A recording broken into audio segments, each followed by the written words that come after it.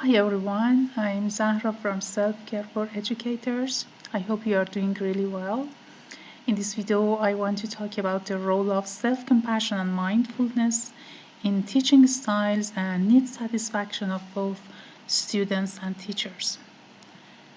First of all, let's see what is self-compassion and what is its opposite, self-derogation. Self-compassion is defined as a positive attitude towards oneself that is characterized by a non-judgmental attitude of understanding, openness, and the acceptance of one's own suffering, shortcomings, and inadequacies. Self-compassion involves expressing one's own true self, being authentic, being attentive to one's inner states. This positive and kind attitude towards oneself results in one's perception of being as worthy as other people and gaining emotional balance deriving from mindfulness. Self-compassionate individuals reflect on events with a caring attitude. They display behaviors indicative of self-kindness. They realize that everybody can make mistakes, and they are warm towards themselves and do not identify with their failures. And the opposite of all these items, well, self-derogation. Self-derogating individuals tend to be self-judgmental, cynical. They take critical attitudes and consider themselves to be failure in comparison to others. But let's see what are the effects of these characteristics on teaching. There are some basic needs of learners and also of teachers, but mainly now we are talking about basic psychological needs of learners that include autonomy, competence, and relatedness, sense of importance. Self-compassionate teachers are more attentive to meet psychological needs of the teachers and the students. They try to adopt different learning teaching styles that stem from their own character. And these different teaching styles might be motivating or demotivating. They might be motivating in strengthening these psychological needs or the opposite. Let's take a look first of all at different teaching styles, that is according to self-determination theory. These include autonomy supportive teaching and structuring teaching that are motivating and facilitate need satisfaction of both students and teachers. And the opposites are controlling teaching and chaotic teaching that increase need frustration and appear to be demotivating. Now let's take a look at the characteristics of each of these styles. These styles we know that differ in terms of different degree and quality of supports that teachers provide for students based on their self-compassion, based on their self-derogation attitudes, and mindfulness. In autonomy supporting teachers seek to identify students' interests.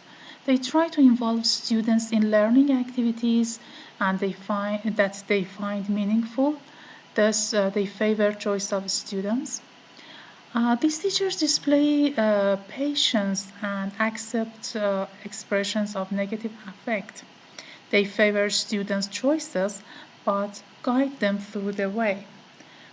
For instance, if students appear uninterested or tend to disengage, they listen to the student's point of view and pay attention to input or suggestions for making the topic more interesting and feasible. So they show an interest in how the students feel. The next one is structuring teachers or structuring teaching. Structuring teachers are typically display guidance. They provide help and assistance to the students.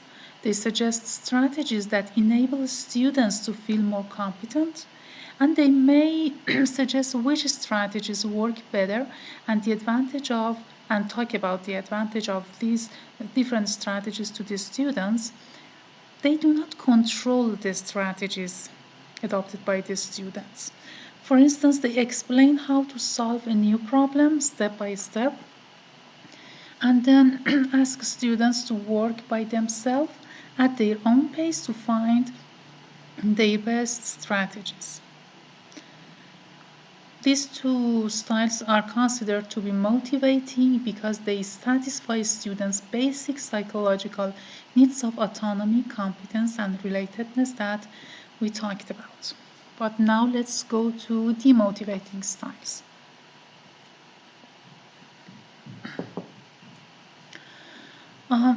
First demotivating style is controlling style.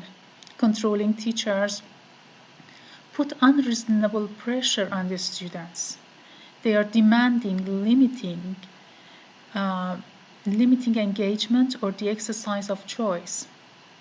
They show a poor understanding of students' perspectives and feelings, and they ask students. They ask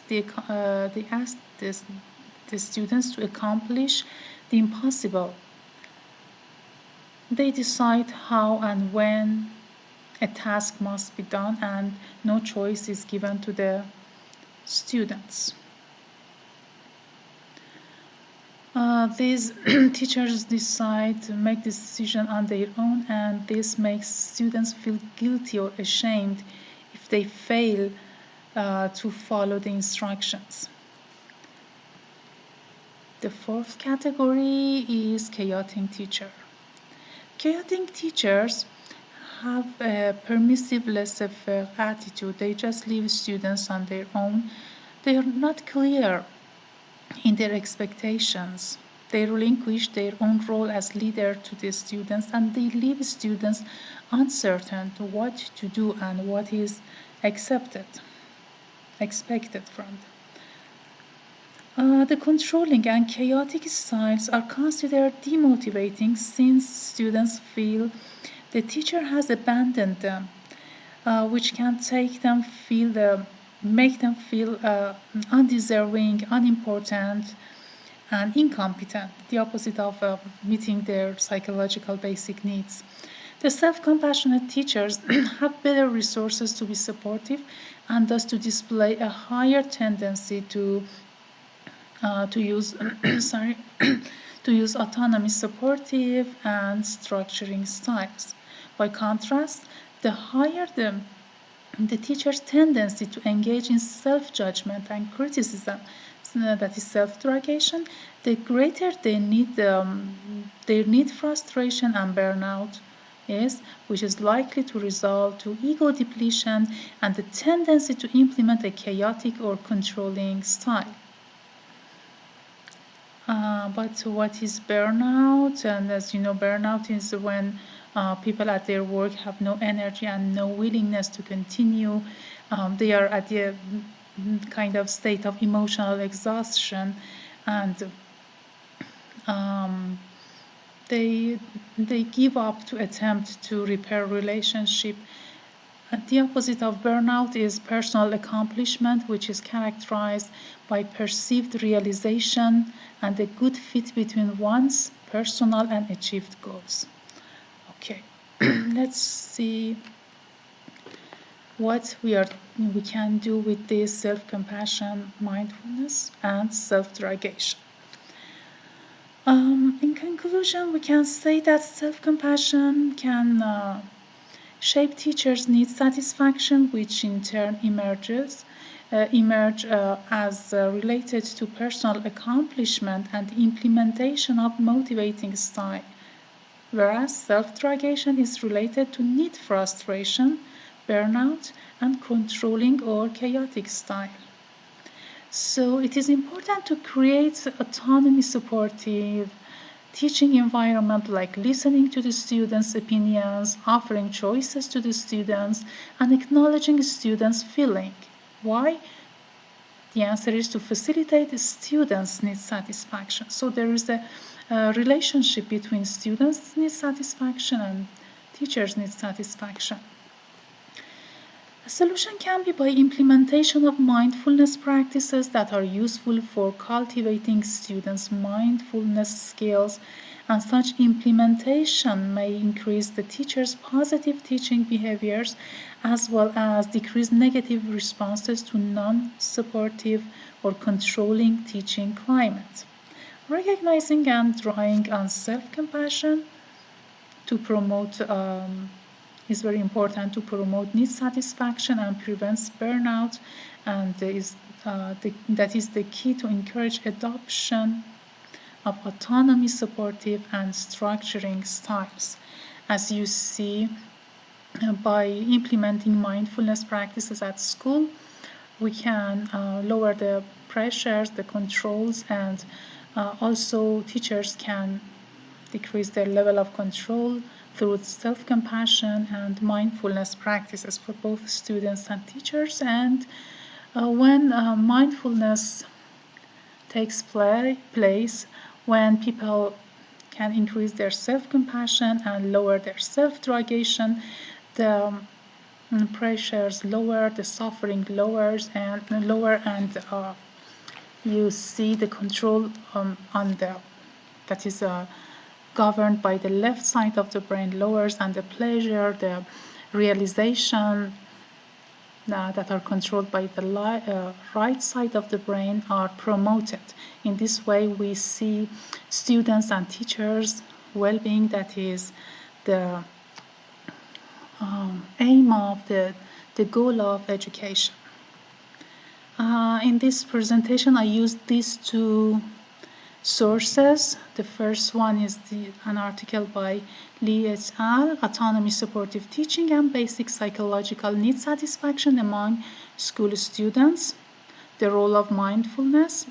And the second, Moore and Katz 2020, Self-Compassionate Teachers are more autonomy supportive and instructing, whereas self-derogating teachers are more controlling and chaotic, the mediating role of need satisfaction and burnout. I hope you have used these two sources and the outline, the highlight of these sources that I outlined, useful for your classrooms. Thank you so much for your attention. Have a nice time.